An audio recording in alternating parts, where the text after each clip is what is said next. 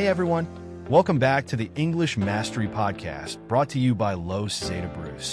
I'm Andrew, and I'm here with my amazing co-host, Isabella. How are you doing today, Isabella?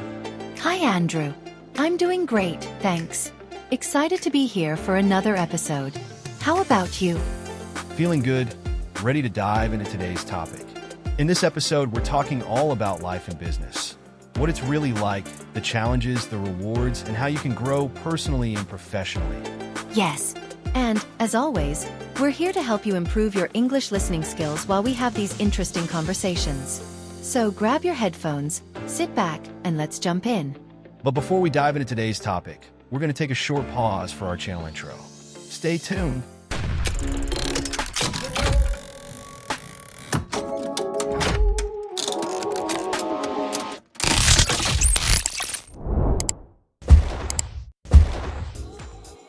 All right, we're back. So let's talk about life and business. Isabella, what's your experience been like working in business environments? Well, I think life in business can be a roller coaster. There are definitely highs and lows. One of the biggest challenges for me has been balancing the demands of work with my personal life. You know, especially in the beginning, it can feel like you're constantly hustling. Yeah, I completely agree. When you're starting out, it feels like you're always in go mode. You're either working, thinking about work, or planning for the next big thing. But there's also a lot of satisfaction that comes from seeing your efforts pay off. Exactly. And I think one of the most rewarding parts is the personal growth that comes with it. Working in business forces you to develop so many skills, from communication to problem solving. Have you found that too, Andrew? Definitely. Just learning how to handle setbacks is a huge part of the journey. Whether it's a failed project or a deal that doesn't go through, it's all part of the process. But you learn resilience and how to keep pushing forward. Yes. And one thing I've noticed is that networking is crucial. Building relationships in business can sometimes be more important than the actual work you're doing. What do you think? Oh, 100%. Business is really about people at the end of the day. You can have the best product or service in the world, but if you don't have strong connections or relationships, it's going to be really hard to succeed. That's so true. And speaking of connections, I think something that people overlook is the importance of mentors. I've had a few mentors in my career who've really helped me navigate the ups and downs of business life. Do you have any mentors, Andrew? Yes, I've had a few. One mentor I remember always used to tell me, business is about solving problems, not creating them. It's simple advice, but it stuck with me. What about you? Have any good mentor stories? I do. One of my mentors always encouraged me to ask more questions. At first, I thought it made me look inexperienced, but over time, I realized that asking questions is actually a strength. It shows that you're curious and eager to learn. Exactly. And it's those little insights that make such a big difference. I also think it's important to remember that in business, you never stop learning. Whether it's new technologies, market trends, or even learning from your mistakes, the learning never stops. Yes. And speaking of mistakes, I think one of the hardest things in business is dealing with failure.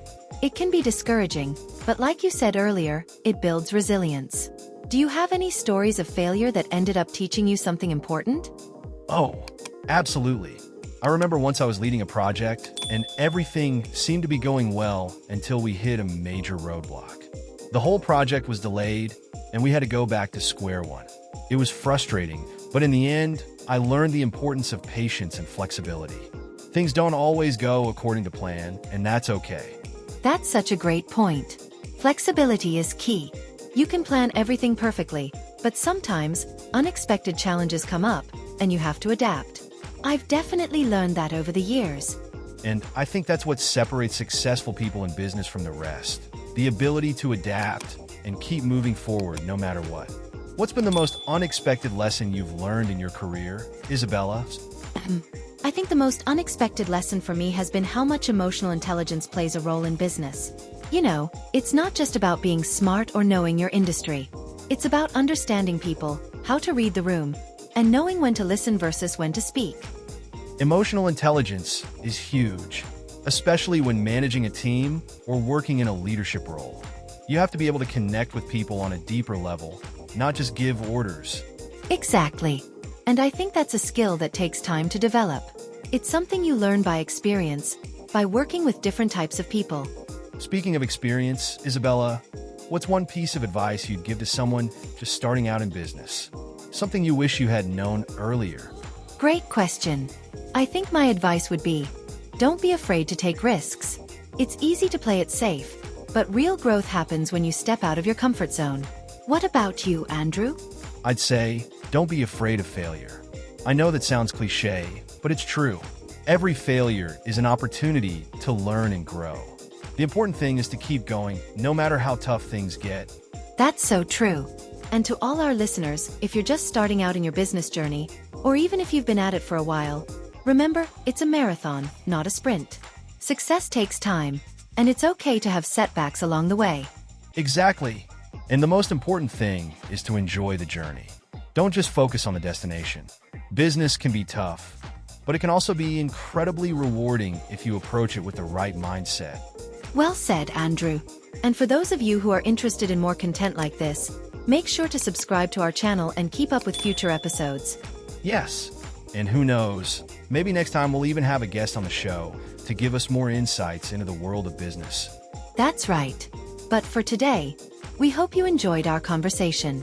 Remember, mastering English is a journey, and we're here to help you every step of the way. Thanks for listening, everyone.